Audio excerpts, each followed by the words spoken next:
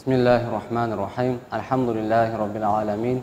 As-salatu was-salamu ala ashrafil anbiya'i wal mursalin, sayyidina Muhammad wa ala alihi wa ashabihi ajma'in.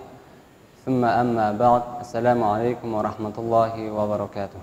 Biz кейде жұмыстар, сапарға шығу, немесе ұйықтап қалу сияқты белгілі себептермен намаздарымызды өз уақытында оқи алмай қаза қалып жатады. Ал қаза намаздарды өтеу, қайта оқу барымызға уәжіп амал. Енді сол қаза намаздарды қалай өтейміз? Ибн Масғудтан жеткен хадисте мынандай хадисті бізге баяндайды. Бірде Алла елшісі саллаллаху алейхи ва саллям Хандак деген соғысқа қатысты. Сол күні мүшриктер мен мұсылмандар соғысы өте ұзақ созылды.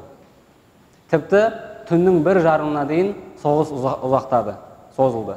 Біткеннен кейін Алла елшісі саллаллаху алейхи ва саллям Біләл радиаллаху анхуды шақырып азан айтуға бұйырды. Өйткені сол күні таң намаздан басқа намаздарды Алла елшісі саллаллаху алейхи ва саллям оқуға шамасы келмеді, уақыты болмады.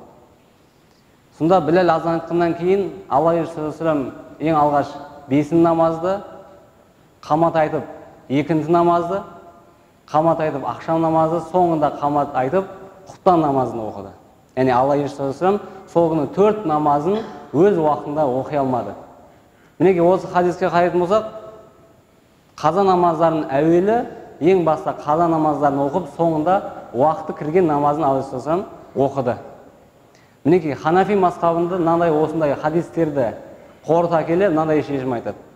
Кімде-кім 4 немесе 5 намазы, яғни 6 намазға жетпей, 4 немесе 5 намазы қазаға қалса, ол кісі әуелі қаза болған намаздарын оқып, одан кейін уақыты кірген намазды оқу ол кісіге парыз болады. Ол кісіге сахибу тәртип деп аталады, яғни тәртіп иесі.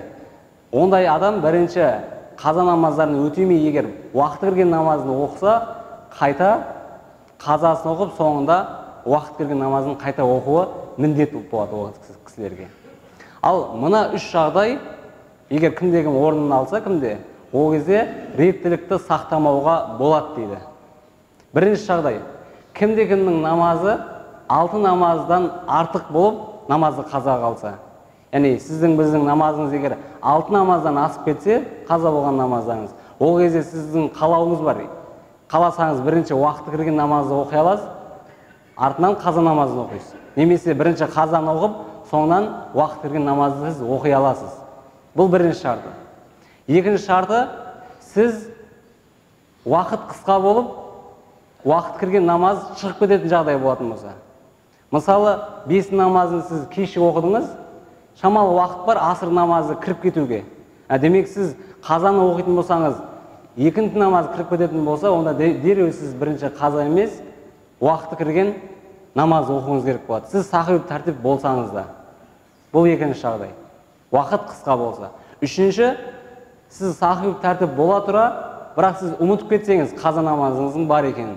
Немесе ондай үкімді білмесеңіз, яғни 6 намаздан артық намаз болған кісіге ең әуелі қаза намазында оқу керектігін сіз ондай үкімді білмесеңіз, сіз бірінші уақыт кірген намаз оқысаңыз, сізге болады, одан кейін қазаны оқуыңызға.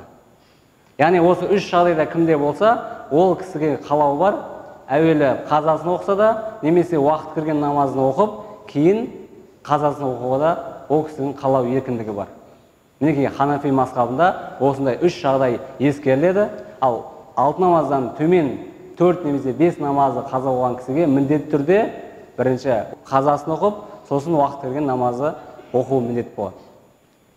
Алла разы болсын, қабыл болсын. Субханакаллахумма бихамдик, ашхаду ан ла илаха илля анта, субханака ва атубу илейк, бирахматика я архамар рахимин.